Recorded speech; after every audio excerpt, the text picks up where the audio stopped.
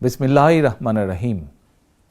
স্বাধীনতা প্রিয়, গণতন্ত্র প্রিয় দেশবাসী, আসসালামু আলাইকুম। 5ই আগস্ট, আজ থেকে ঠিক 1 বছর আগে 2024 সালের এই দিনে ফ্যাসিস্ট বাংলাদেশ ছেড়ে পালিয়েছে। রাহমুক্ত হয়েছে বাংলাদেশ।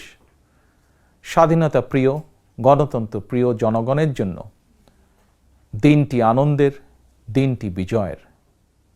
রাহমুক্ত বাংলাদেশের এই দিনটিকে অন্তর্বর্তীকালীন সরকার জুলাই গণ অভ্যুত্থান দিবস হিসেবে ঘোষণা করেছে। তাবেদার মুক্ত বাংলাদেশের জনগণ প্রতি বছর এই দিনটিকে স্বাধীনভাবে সানন্দে সরকারি ছুটির দিন হিসেবে উপভোগ করবে। স্বাধীনতা এবং গণতান্ত্রিক রাজনৈতিক অধিকার চর্চার নতুন অঙ্গীকারে উদ্বুদ্ধ হবে। গণতন্ত্র প্রিয় ভাই ও বোনেরা, 21 শতকের এই বাংলাদেশে পলাতক স্বৈরাচার এক বিভীষিকার রাজত্ব কায়েম করেছিল। গুম, খুন, অপহরণ, হামলা, মামলা, নির্যাতন, নিপীড়নকে সাধারণ এবং স্বাভাবিক ঘটনায় রূপান্তর করেছিল। এই ফ্যাসিবাদের বিরুদ্ধে 1.5 দশকেরও বেশি সময় ধরে চলা আন্দোলনের সময় বিএনপি সহ ভিন্ন দল এবং মতের গণতন্ত্রের পক্ষের শক্তির লাখো কোটি নেতাকর্মীর জন্য দেশকে নরকে পরিণত করে রাখা হয়েছিল। শত শত মিথ্যে মামলার কারণে ভিন্ন দল এবং মতের লক্ষ লক্ষ নেতাকর্মী সমর্থকের ঘর বাড়ি ছাড়া করে দেওয়া হয়েছিল। অনেকের পারিবারিক বন্ধন ছিন্ন হয়ে গেছে। গণতন্ত্রকামী মানুষের কণ্ঠ রুদ্ধ করতে পলাতক স্বৈরাচারের নির্দেশে দেশে শত শত গোপন বন্দিখানা, আয়নাঘর বানানো হয়েছিল। সেই আয়নাঘরের অন্ধকার প্রকোষ্ঠে জলজন্ত মানুষকে দিনের পর দিন, রাতের পর রাত, বছরের পর বছর আটকে রাখা হতো। অনেককে চিরতরে গায়েব করে দেওয়া হয়েছে। বিএনপির সাবেক এমপি ইলিয়াস আলী কিংবা কমিশনার চৌধুরী আলমের আজও খোঁজ মেলেনি। বিচার বিভাগ, নির্বাচন কমিশন সহ দেশের সকল সাংবিধানিক বিধিবদ্ধ প্রতিষ্ঠানকে অকার্যকর করে দেওয়া হয়েছিল। সংবিধান উপেক্ষা করে মানুষের ভোটের অধিকার কেড়ে নিয়ে নির্বাচনী ব্যবস্থাকে প্রহসনে পরিণত করা হয়েছিল। দেশকে চিরতরে তাবেদার রাষ্ট্রে পরিণত করতে দেশের শিক্ষা ব্যবস্থাকে বিনষ্ট করার সকল আনুষ্ঠানিকতা প্রায় চূড়ান্ত হয়ে গিয়েছিল। বই খাতা কলমের পরিবর্তে রাজনীতির নামে শিক্ষার্থীদের হাতে তুলে দেওয়া হয়েছিল লগি, বৈঠা, হাতুড়ি বা চাপাতি। বিপর্যস্ত করে দেওয়া হয়েছিল দেশের অর্থনীতি। ব্যাংকগুলোকে দেউলিয়া করে ফেলা হয়েছিল। দেশ থেকে 28 লক্ষ কোটি টাকা পাচার করে বিদেশে পাঠিয়ে দেওয়া হয়েছিল। অন্যায়, অনিয়ম, অনাচার, দুরাচার, লুটপাট দৈনন্দিন চিত্র হয়ে উঠেছিল। দেশে প্রতিষ্ঠিত করা হয়েছিল ব্যক্তিতন্ত্র। তবে শেষ রক্ষা হয়নি দেশের সকল শ্রেণী পেশার মানুষ, ছাত্র জনতা, কৃষক, শ্রমিক, রিক্সা চালক, মুঠে মজুর, গার্মেন্টস কর্মী, হোটেল রেস্তোরাঁ কর্মী, পরিবহন শ্রমিক, সাংবাদিক, বুদ্ধিজীবী, সংস্কৃতি কর্মী, গৃহবধূ, নারী, শিশু, এমনকি আমাদের মায়েরা সকলেই ঐক্যবদ্ধ হয়ে জুলাই আগস্টের গণ অভ্যুত্থানে রাজপথে নেমে এসেছিলেন। গণ অভ্যুত্থান দমনে হেলিকপ্টার থেকে গুলি করেও মানুষ হত্যা করা হয়েছিল। এমনকি কোলের শিশুটি পর্যন্ত রক্ষা পায়নি। শহীদ আবু সাইদ, ওয়াসিম, মুগ্ধ, আমাদের এইসব সাহসী সন্তানদের বুকে গুলি করে হত্যা করা হয়েছে। শুধুমাত্র 2024 সালের জুলাই আগস্টের গণ অভ্যুত্থানে 1,500-এরও বেশি মানুষ শহীদ হয়েছেন। ছাত্র জনতা, কৃষক, শ্রমিক, নারী, শিশু, বৃদ্ধ, সাংবাদিক, শ্রমজীবী, পেশাজীবী, ফ্যাসিস্টের গুলির নিশানা থেকে কাউকেই রেহাই দেওয়া হয়নি। এই অভ্যুত্থানে আহত হয়েছেন কমপক্ষে 30,000 মানুষ। হাত পা, শরীরের অঙ্গ প্রত্যঙ্গ হারিয়ে আমাদের শত শত সন্তান শত শত ভাই ও বোনেরা চিরতরে পঙ্গু হয়ে গিয়েছেন, কিংবা চোখ হারিয়ে আজীবনের মতন অন্ধ হয়ে গিয়েছেন বহু মানুষ। এজন্যই আমি বলি, 1971 সাল ছিল স্বাধীনতা অর্জনের যুদ্ধ, আর 2024 সাল ছিল স্বাধীনতা রক্ষার যুদ্ধ। 1971 সালে শহীদ মুক্তিযোদ্ধাদেরকে বাংলাদেশ ভোলেনি। 24-এর গণ অভ্যুত্থানে শহীদদেরকেও বাংলাদেশ ভুলবে না। 71 সাল থেকে আজ পর্যন্ত দেশ এবং জনগণের স্বাধীনতা অর্জন, স্বাধীনতা রক্ষা, স্বৈরাচার এবং ফ্যাসিবাদে বিরোধী আন্দোলন, গণতন্ত্র পুনঃপ্রতিষ্ঠার আন্দোলন, এভাবেই ইতিহাসের প্রতিটি বাঁকে বাঁকে লাখো মানুষ হয়েছেন শহীদ। আজকের এই দিনে আমি আবারও সকল শহীদদের অবদানকে শ্রদ্ধাভরে স্মরণ করছি। আহতদের দ্রুত আরোগ্য লাভের জন্য আল্লাহর দরবারে প্রার্থনা করছি। প্রিয় দেশবাসী, দেশ এবং জনগণের স্বাধীনতা এবং অধিকার প্রতিষ্ঠার জন্য নিজের জীবন বিলিয়ে দিয়ে শহীদগণ আমাদেরকে ঋণী করে গেছেন। এবার শহীদদের প্রতি আমাদের ঋণ পরিশোধের পালা। শহীদ পরিবারের কাছে সমগ্র বাংলাদেশ ঋণী।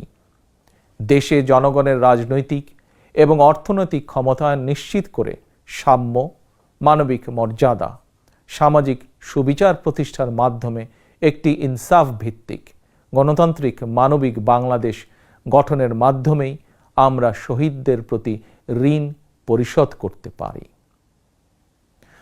স্বাধীনতা প্রিয়, গণতন্ত্র প্রিয় ভাই ও বোনেরা, একটি গণতান্ত্রিক বাংলাদেশ প্রতিষ্ঠার প্রথম এবং প্রধান রাজনৈতিক উদ্যোগ হচ্ছে জনগণের সরাসরি ভোটে জনগণের প্রতি দায়বদ্ধ, জনগণের কাছে জবাবদিহিমূলক একটি রাষ্ট্র এবং সরকার প্রতিষ্ঠা। জনগণের কাছে দায়বদ্ধ একটি সরকার প্রতিষ্ঠার জন্য বর্তমান অন্তর্বর্তীকালীন সরকার কাজ করছে। প্রিয় ভাই বোনেরা, বিগত 1.5 দশকের ফ্যাসিবাদী আন্দোলনের সঙ্গে স্বাধীনতা পরবর্তী 3-3.5 বছরের সময়কাল ছাড়া আর কোনো শাসনামলের তুলনা চলে না। সুতরাং আমি সবাইকে বিনীতভাবে আহ্বান জানাবো, হিটলারের নাৎসিবাদ সম্পর্কে যেমন কেউ গৌরব করে না, পলাতক ফ্যাসিস্ট এর শাসনকাল নিয়েও গৌরব করার কিছুই নেই। ডাকাতি করে কিছু সম্পদ চ্যারিটি করলেও জনগণের চোখে ডাকাত যেমন গ্রহণযোগ্য নয়, তেমনি অন্তর্বর্তীকালীন সরকারের ব্যর্থতা খুঁজতে গিয়ে কৌশলে পলাতক ফ্যাসিস্টদের পক্ষে সাফাই গাওয়াও তেমন গ্রহণযোগ্য হতে পারে না।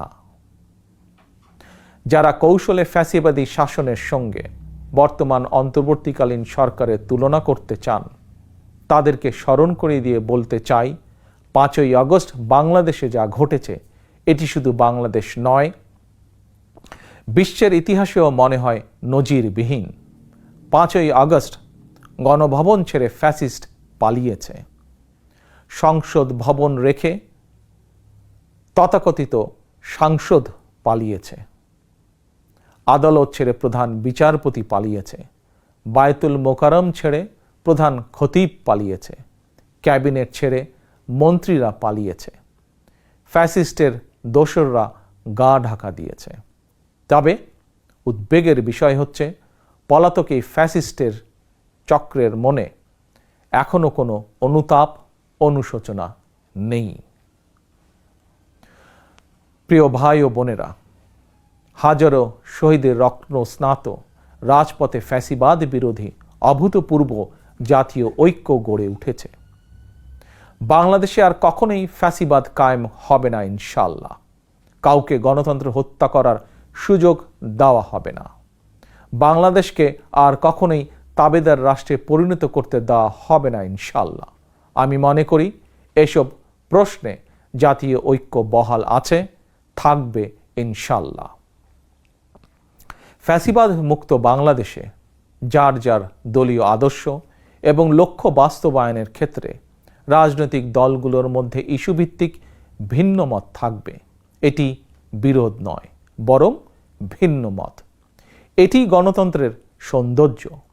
তবে ভিন্ন মত কিংবা বিরোধের মাত্রা যেন ফ্যাসিবাদ, উগ্রবাদ, চরমপন্থার উত্থান কিংবা পুনর্বাসনের কারণ না হয়ে দাঁড়ায়, সে ব্যাপারে প্রতিটি রাজনৈতিক দল এবং গণতান্ত্রিকামী জনগণের প্রতি সতর্ক থাকার জন্য বিনীত আহ্বান জানাই। আমি মনে করি প্রতিটি রাজনৈতিক দল যার যার দলীয় কর্মসূচি কিংবা এজেন্ডা নিয়ে জনগণের আদালতে যাবেন। জনগণ কোনটি গ্রহণ করবেন কিংবা কোনটি বর্জন করবেন এটি সম্পূর্ণ জনগণের এখতিয়ার। এভাবেই প্রতিদিনের রাজনৈতিক চর্চার মধ্য দিয়ে রাষ্ট্র জনগণকে শক্তিশালী করে তুলতে হবে। প্রিয় ভাই ও বোনেরা, স্থানীয় সরকার থেকে আরম্ভ করে জাতীয় সংসদ পর্যন্ত প্রতিটি স্তরে জনগণ যখন সরাসরি নিজের পছন্দের প্রার্থীকে নিজের ভোট প্রয়োগ করে প্রতিনিধি নির্বাচন না করবে, সরকার গঠন কিংবা সরকার পরিবর্তনের ক্ষমতা অর্জন করতে না পারবে, ততদিন পর্যন্ত রাষ্ট্র এবং সরকারে জনগণের ক্ষমতা প্রতিষ্ঠিত হবে না। তাই আসুন রাষ্ট্র, সরকার, শাসন, প্রশাসন পরিচালনায় আর প্রতিদিনের কার্যক্রমে জনগণের গণতান্ত্রিক রাজনৈতিক অধিকার চর্চা প্রয়োগের সুযোগ সৃষ্টির মাধ্যমে আমরা জনগণকে রাজনৈতিকভাবে শক্তিশালী করে গড়ে তুলি। জনগণকে শক্তিশালী করে তুলতে না পারলে শেষ পর্যন্ত কোনো কিছুই শক্তিশালী এবং টেকসই হবে না। প্রিয় দেশবাসী, 2024 সালের 5ই আগস্ট বাংলাদেশের ইতিহাসের ঘৃণ্যতম ফ্যাসিস্ট পালিয়ে যাওয়ার পরপরই বীর জনতার উদ্দেশ্যে দেওয়া এক অভিনন্দন বার্তায় আমি বলেছিলাম, বিজয়ের কাছে পরাজিতরা নিরাপদ থাকলে বিজয়ের আনন্দ মহিমান্বিত হয়। সেটি পুনরায় স্মরণ করিয়ে দিয়ে দেশের গণতান্ত্রিকামী জনগণের প্রতি আমার আহ্বান, কেউ আইন নিজের হাতে তুলে নেবেন না, মব ভায়োলেন্সকে উৎসাহিত করবেন না, নারীর প্রতি সহিংস আচরণ করবেন না, অন্যের স্বাধীনতার প্রতি শ্রদ্ধাশীল থাকুন। একজন মায়ের চোখে বাংলাদেশ যেমন, আমরা তেমন একটি বাংলাদেশ গড়তে চাই যেখানে দল, মত, ধর্ম, বর্ণ নির্বিশেষে বিশ্বাসী, অবিশ্বাসী, সংশয়বাদী প্রতিটি সন্তান, প্রতিটি মানুষ নিরাপদে থাকবে। আজ এবং আগামীর প্রতিটি 5ই আগস্ট হয়ে উঠুক গণতন্ত্র, সুশাসন প্রতিষ্ঠা আর মানবিক মানুষ হয়ে ওঠার অঙ্গীকারের দিন। এই সুমহান অঙ্গীকার বাস্তবায়নের দীর্ঘ যাত্রায় আমি এবং আমার দল বিএনপি দেশের সকল গণতান্ত্রিকামী জনগণের সমর্থন এবং সহযোগিতা আশা করছি। আল্লাহ হাফেজ। বাংলাদেশ জিন্দাবাদ। বাংলাদেশ জাতীয়তাবাদী দল জিন্দাবাদ।